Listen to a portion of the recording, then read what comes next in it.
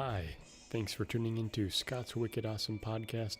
Today I'm going to be commenting on an article written in Slate by Carl Wilson titled, "Is It Too Late to Cancel Michael Jackson?"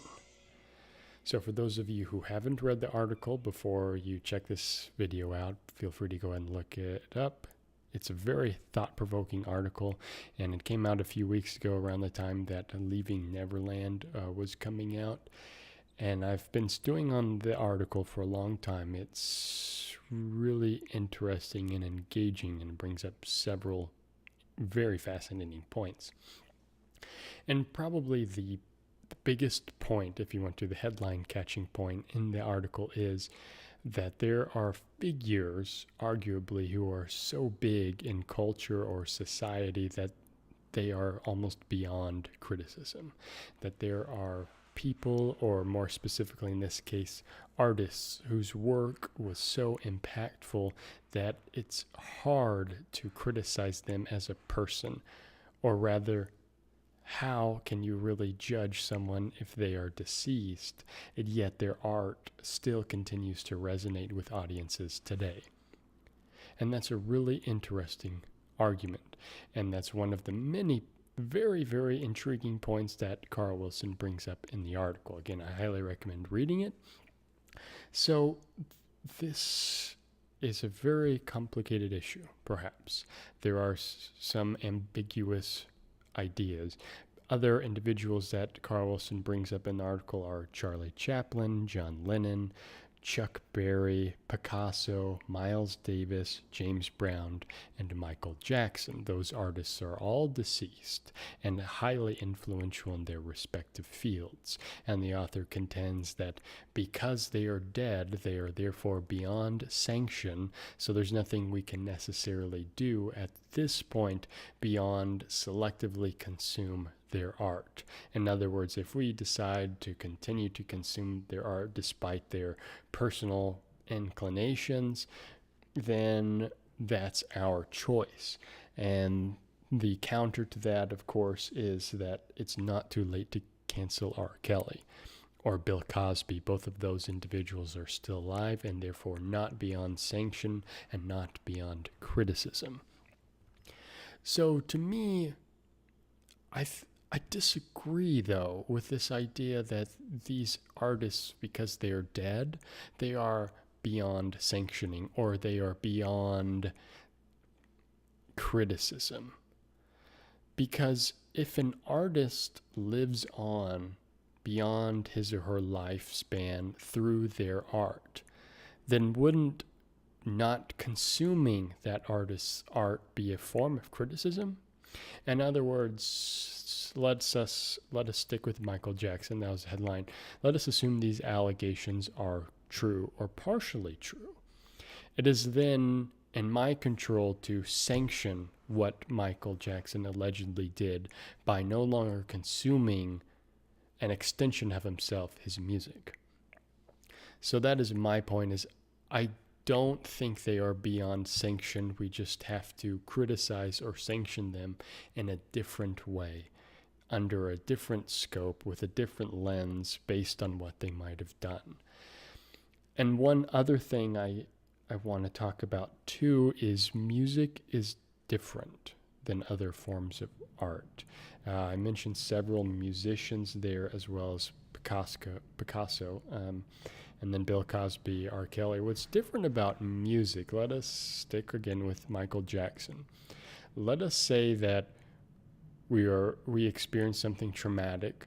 We experience something similar to the allegations that Michael Jackson did, and then to us, it's no longer appropriate to listen to Michael Jackson because it's traumatic. And so what's different about music than, let's say, a movie or a TV show? You can avoid a movie, you can avoid a TV show, you can turn off the TV, you can turn off Netflix, you can choose not to watch it. But music is pervasive, and this is a point that's brought up in the article as well by Carl Wilson, is that music is different and it's everywhere. For example, it's at stadiums when we go to see games. It's at stores when we go and buy things. Maybe the radio is just on at work and someone else is listening to it. It's hard to guard ourselves against music if it's traumatic or stressing for an individual, or distressing, I should say.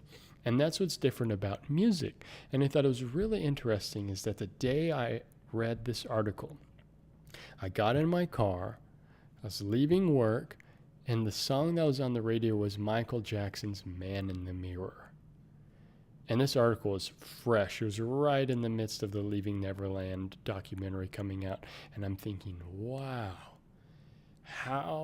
usually an algorithm or some sort of program probably has decided what radio's coming on. It was late at night.